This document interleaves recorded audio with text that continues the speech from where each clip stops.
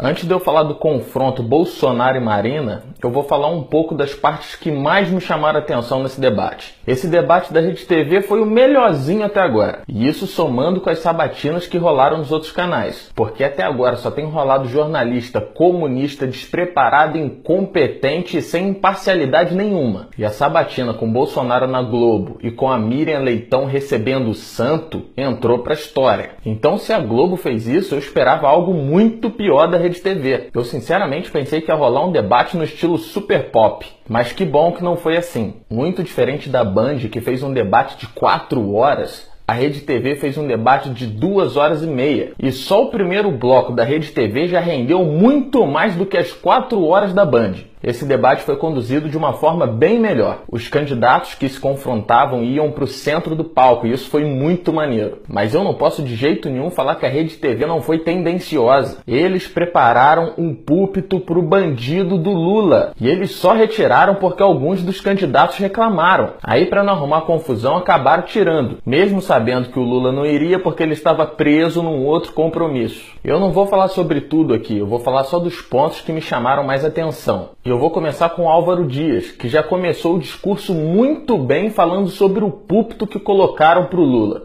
Marina, com o maior respeito, eu admiro como mulher, como política persistente. Eu gostaria de saber como você viu aquele púlpito que aqui estava há pouco. Eu vi com muita tristeza. Não é esse o país que os meus filhos e os meus netos merecem, de um candidato que é inelegível se apresentando como candidato. Eu gostaria que você desse a sua opinião sobre isso. E a Marina, amiguinha do Lula, nem tocou no nome do Lula. Fez aquele discursinho genérico sobre corrupção, mas nem tocou no nome dele. Também foi feita uma pergunta para o Alckmin a respeito do fundo partidário. Dá uma olhada aí. O fundo partidário é um escracho para nós, pagadores de impostos. Vocês, candidatos, irão extingui-lo? O senhor tem 1 minuto para a resposta geral do Alckmin. Olha, Meg, quero dizer que nós iniciamos aqui o debate destacando a reforma política. Não é possível o Brasil continuar tendo 35 partidos políticos. O Alckmin tem resposta para todas as perguntas. Eu já falei isso no outro vídeo. Ele é o cara mais acostumado com debates. O cara que mais sabe enrolar nas palavras é Geraldo Alckmin. Aí ele falou sobre fim do fundo partidário e compromisso com emprego e renda. Obviamente, quem é mais bobo acredita, né? Mas o partido do PSDB, em uma resolução interna, já aprovou 43 milhões de fundo partidário para usar só na campanha do Alckmin. E 43 milhões é o mínimo, pode chegar até 70 milhões de reais do seu dinheiro. E só para você que não sabe, o Fernando Henrique, do PSDB, o mesmo partido do Alckmin, já disse que em caso de segundo turno pode haver uma aliança entre PSDB e PT contra o Bolsonaro. E tem gente que acredita que PSDB é de direita. Abrindo um parênteses aqui, eu já vou falar sobre a surra que o Bolsonaro deu na Marina, calma aí. Nesses debates, você raramente vai tirar uma conclusão verdadeira a respeito de um candidato. Todos eles têm resposta para tudo. Todos falam bonitinho. Se você não souber quem é o terrorista Guilherme Boulos, ele te leva facilmente na conversa, só fazendo pescocinho e carinha de coitado. O discurso de todos é lindo. Então, caso haja em você uma honestidade de verdade para querer saber quem é o melhor para o Brasil, você vai ter que entrar na internet e pesquisar sobre cada um a fundo mesmo, para início de conversa. Se você não entende nada mesmo sobre política, nada, nem o básico, mas a única coisa que você sabe é que o Lula é bandido e que você detesta o PT, você primeiro precisa saber o que é o câncer do socialismo e do comunismo. Sabendo sobre isso, você já vai eliminar todos os candidatos de esquerda. Ciro Gomes, Marina Silva, Alckmin, que é uma falsa direita, Guilherme Boulos. Isso não vale só para presidente, isso vale para deputado, vale para senador, governador, até para vereador. Sabendo disso, a probabilidade de você ser enganado já vai cair drasticamente. porque eles podem falar bonito, eles podem falar muita coisa, eles podem mentir o tempo inteiro, mas é a ideologia deles, o partido ao qual eles pertencem, que vai denunciar quem eles de fato são. Como, por exemplo, Boulos, que é um terrorista, que invade terra de gente honesta, que trava rodovias colocando fogo em pneus, entre outros crimes. Ele é um terrorista. Se você pesquisar a fundo a vida dele, você vai encontrar a verdade. Pesquisa sobre o PSOL, que é o partido do qual ele pertence, que ele diz defender a democracia. É o mesmo partido que apoia um ditador genocida como Nicolás Maduro na Venezuela. Fazemos aqui uma saudação muito carinhosa, muito fraterna a vocês, ao povo da Venezuela, a todos aqueles que constroem a Revolução Bolivariana, que o exemplo de Hugo Chávez, que o exemplo de Simão Bolívar venha nos inspirar diariamente e que parcela da população venezuelana, da direita venezuelana, respeite o direito constitucional do presidente Maduro e de todos aqueles que constroem a Venezuela independente das forças hegemônicas internacionais, possa proceder no seu caminho. Um grande abraço. Tem uma cartilha do partido a ser seguida. Eles compartilham da mesma ideologia. O PSOL é a favor do aborto, a favor das drogas, a favor de kit gay nas escolas. Eles são a favor do fim da polícia militar. Então não interessa o que eles dizem. Pesquisa a fundo quem de fato eles são, a que partido eles pertencem. Se for de esquerda, você já descarta de cara, porque todos defendem a mesma coisa. Mas o problema é que as pessoas se deixam levar apenas por aquilo que é dito. Só fazendo uma observação sobre a estratégia dos candidatos. Bolsonaro é o número 1 nas pesquisas. E nem era preciso fazer pesquisa. Na rua e na internet isso já é bem óbvio. O Bolsonaro é massacrado por políticos e pela mídia desde que se declarou pré-candidato à presidência da República. Mas o que aconteceu com esses candidatos que pararam de bater nele? Nem pergunta eles estão fazendo mais. O Ciro Gomes, que sempre atacava o Bolsonaro, agora resolveu não atacar mais. Agora o foco do Ciro Gomes não é o número 1 nas pesquisas? O foco dele agora é o Alckmin? Ninguém quer bater mais no Bolsonaro? É claro que não, agora eles só ficam no joguinho de comadre entre eles. Eu não sei se foi feito um sorteio publicamente em relação à ordem das perguntas dos candidatos. Caso tenha sido feito, eu de fato não vi. Mas na primeira rodada de confronto entre os candidatos, onde cada um escolhia para quem ia fazer a pergunta, deixaram o Bolsonaro e o Daciolo para o final, para fazerem as perguntas. Aí só sobrou o Bolsonaro para fazer pergunta para o Daciolo, porque todos os outros candidatos já haviam feito perguntas entre eles. Agora é a vez do candidato Jair Bolsonaro. Pelas regras do debate, os candidatos todos vão fazer a pergunta e também vão responder. Então é Bolsonaro com Cabo Daciolo. Obrigatoriamente com Cabo Daciolo, porque todos já responderam. Então a estratégia agora é fingir que o Bolsonaro não está ali, porque já perceberam que quanto mais batem nele, mais ele cresce. O Bolsonaro está empolgando tanta gente, não é? Por quê? Porque ele representa essa repulsa que o povo brasileiro está sentindo contra todos os que representamos alguma coisa organizada daquilo que a sociologia chama de elite. Elite no melhor sentido da palavra. Então, quando o Bolsonaro vai para a Globo, o jornalismo da Globo acha que tem direito de tutelar a sociedade brasileira. E aí foi para cima do Bolsonaro para mostrar essa tutela. Ele saiu de lá mais herói do que nunca. Olha, ele brincou com a sexualidade do Merval Pereira. Ele fez o Alicama perder a calma e obrigar a Miriam Leitão a ler um editorial com um ponto no ouvido.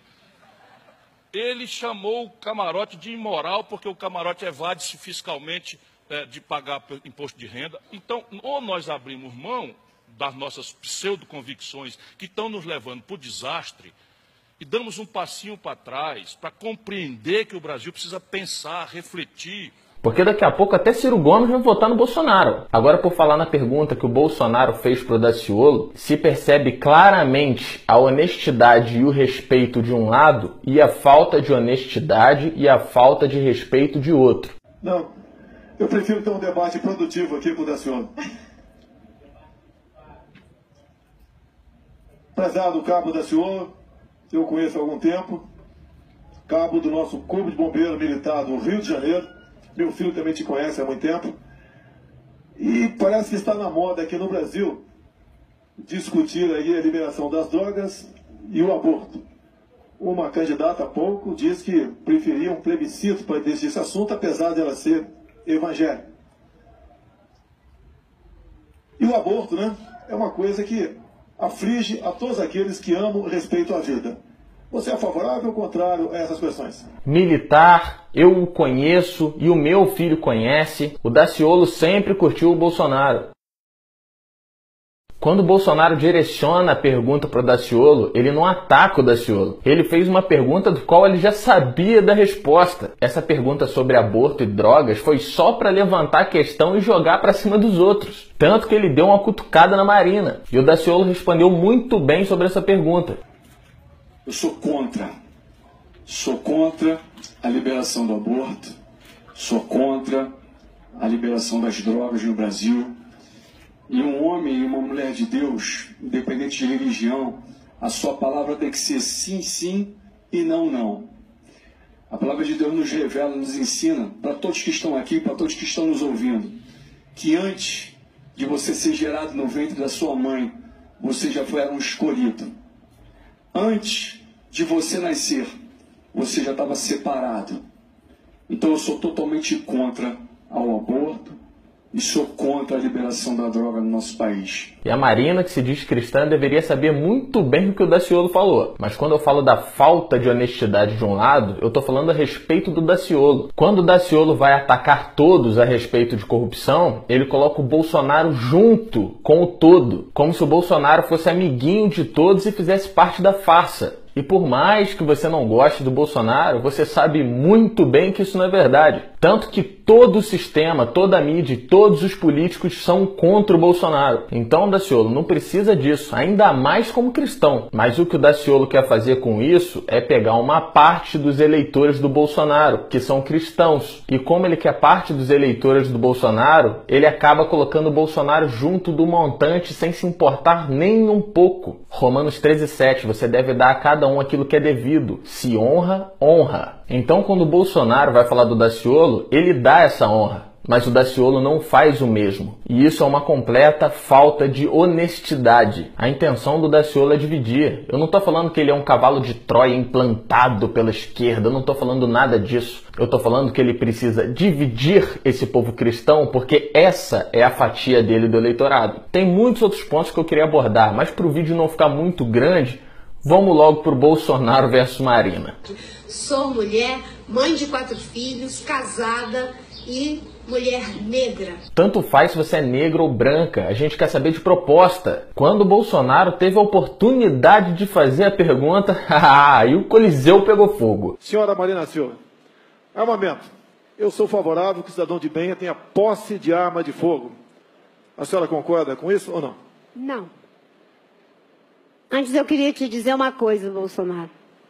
Você disse que a questão dos salários menores para as mulheres é uma coisa que a gente não precisa se preocupar porque já está na CLT. Só uma pessoa que não sabe o que significa uma mulher ganhar um salário menor do que um homem e ter as mesmas capacidades, a mesma competência e ser a primeira a ser demitida, ser a última a ser promovida. E quando vai numa fila de emprego, pelo simples fato de ser mulher, não é aceita. Então não é uma questão de que não precisa se preocupar, tem que se preocupar sim.